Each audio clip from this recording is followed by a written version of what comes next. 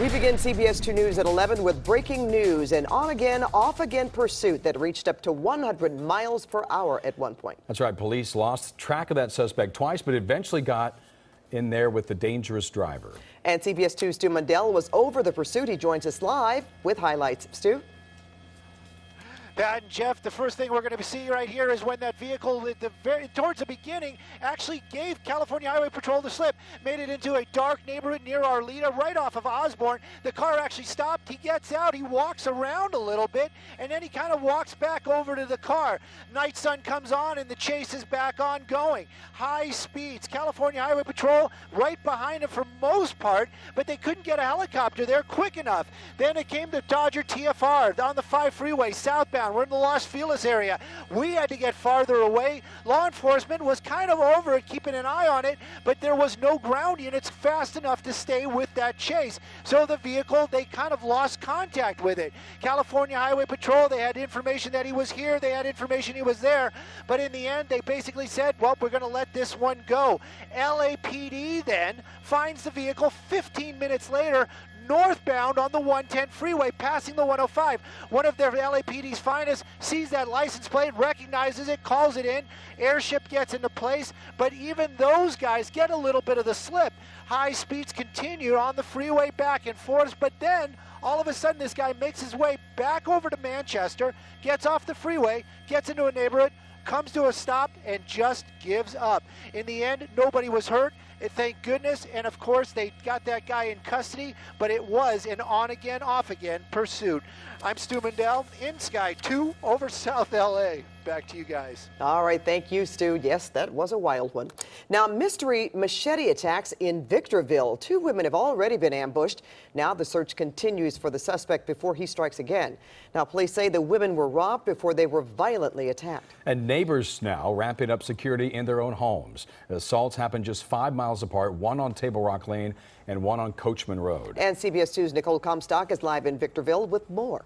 Nicole.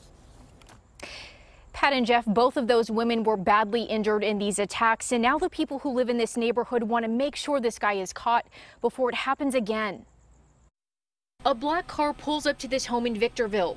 It's dark at 11 p.m., but security cameras capture the mere 12 seconds it took the man behind the wheel to run up this driveway, attack an innocent woman with a machete, and run back to his car with her purse in tow. It's scary for me as a woman, and also because I have a daughter. Dawn is known the victim, her neighbor, for 10 years. A mother of 2, she says, who was just coming home from work a week ago, steps from her front door when she was ambushed. We were told that she had her wrist was broken and she was had multiple cuts on her arm, so they had to airlift her to Loma Linda. That woman's family says she's recovering from those severe injuries. We're putting up security cameras. And neighbors are taking more security measures. This one's pointed directly into the driveway, picks up a little bit of the entryway. Mounting cameras that point out across the street. They came and asked for questions, and they came and looked at the cameras and stuff. It happened on Zach Lynch's street, too, Saturday night to a teenage girl. She was attacked with a machete in her driveway and also had her purse stolen. Police believe the same person is responsible for both crimes, just 5 days and 5 miles apart. I got nieces and cousins that live out here, so. Neighbors are worried for the women and their families that this guy could be staking out other homes with that machete. If you have any information about those attacks, contact the Victorville Police Department. Reporting live tonight in Victorville, Nicole Comstock, CBS 2 News. Nicole, thank you. Now to some breaking news. Tropical storm Gordon has made landfall just west of the Alabama-Mississippi border. From Florida to Louisiana, many people are bracing for a long and stormy night. And CBS 2's Crystal Cruz is live in the newsroom with the very latest on this storm. Crystal. Pat and Jeff, while the storm has stayed below hurricane level, it's already turned deadly.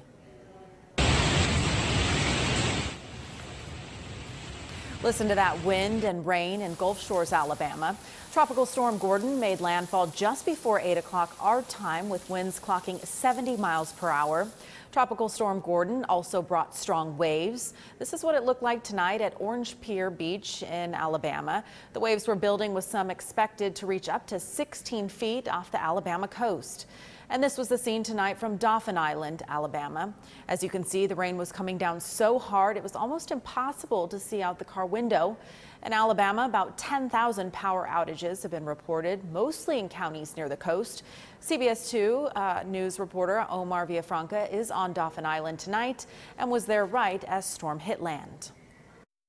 You can see the winds whipping around that tree behind me. Not a lot of rain right now, but it's definitely coming in. We're feeling the effects. Power is out to where we are staying right now, and a lot of parts of Dauphin Island do not have power at this point. Lots of rain there, and the National Weather Service says one person died when a tree fell on a trailer near Pensacola, Florida. That's the latest from the newsroom. Pat and Jeff, back to you. A heartbreak and tears tonight as a community gathers to remember a young boy who was killed while crossing the street. You know, Damien touched a lot of people's hearts. You know, you see all these kids out here, whether they either were his neighbors, his schoolmates, anything. You know, he touched a lot of people's hearts. A 12-year-old Damien Bonilla was struck and killed by a driver on Foothill Boulevard in Pomona last night while he was crossing the street with two friends from the Dollar Tree store. Now, police say the driver who hit the boy stayed on scene and is cooperating with investigators. Neighbors say it's a very dangerous section of street that could and should have a crosswalk. Quote, "He's an idiot. We're in crazy town. He's gone off the rails." Now, those are just some of the bombshell quotes from Bob Woodward's new book about President Donald Trump. That book paints a picture of dysfunction in the West Wing. CBS 2's Tom Wade is here now, live with a look at some of the claims and reaction from President Trump tonight. Yeah, Jeff and Pat, bombshell is the absolute word for this book. As many folks know, it was Bob Woodward's reporting that helped take down President Richard Nixon.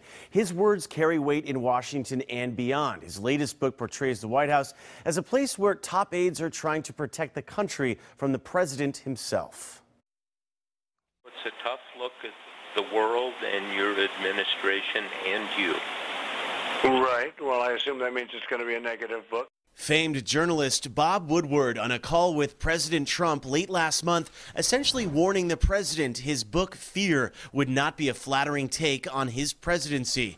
Excerpts from the book were made public today, devastating quotes from Trump's inner circle. White House Chief of Staff John Kelly said of President Trump, "He's an idiot. It's pointless to try to convince him of anything. He's gone off the rails. We're in crazy town." Defense Secretary James Mattis told close associates his commander-in-chief acted like and had the understanding of a 5th or 6th grader. Late today, Kelly and Mattis denied the comments, but the book is filled with derogatory statements about the president by senior advisors. Tonight, the president tweeted, "The Woodward book has already been refuted and discredited by General Secretary of Defense James Mattis and General Chief of Staff John Kelly. Their quotes were made-up frauds, a con on the public." Likewise, other stories and quotes. Woodward is a Dem operative. Notice timing.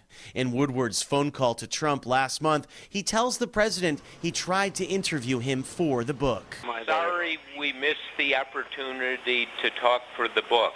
Well, I just spoke with Kellyanne, and she asked me if I got a call. I never got a call. And Woodward also says Trump described Attorney General Jeff Sessions as, quote, mentally retarded and a dumb Southerner. In a tweet tonight, the president denied saying either of those things. Obviously, a lot more in this book that will be released. These are just the excerpts, so we'll have to see what plays out. We'll be hearing a lot more about that, won't we? Yep. Thank you, Tom.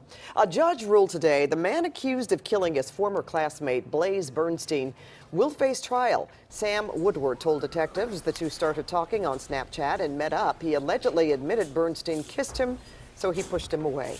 The district attorney added a hate crime enhancement last month, claiming Woodward killed Bernstein because he's gay. Sheriff's investigators found anti-gay and Nazi material in Woodward's cell phone and emails, and blood was found in Woodward's car and home. Woodward pleaded not guilty. He is due back at court later this month. Police right now warning parents after a man was arrested in Santa Ana accused of trying to grab young girls. Security video shows a guy reaching for a young girl at a laundromat. Police say 28-year-old Alan Flores then tried to grab another girl and asked her mom if he could have her. Both times the man was sent away, but as Flores was leaving, police say he grabbed several girls' backsides. A Good Samaritan then reported him to police, and he was arrested nearby. Well, a retired teacher in Monrovia is getting an up-close look at wildlife. I'll say he is capturing some pictures one sip at a time. James Day fills a bucket in his backyard with water daily. Now, he snapped pictures of bears, deer, foxes, and bobcats. Day says the bucket's been out there for decades, and he only started filling it up when bears started getting into pools. I like to help the animals, but I'll have to admit I'm kind of like, it's for me, because I love to take pictures of the animals. It's cute, right? Look at all those great pictures. Now, Monrovia police say leaving water out for wildlife is allowed.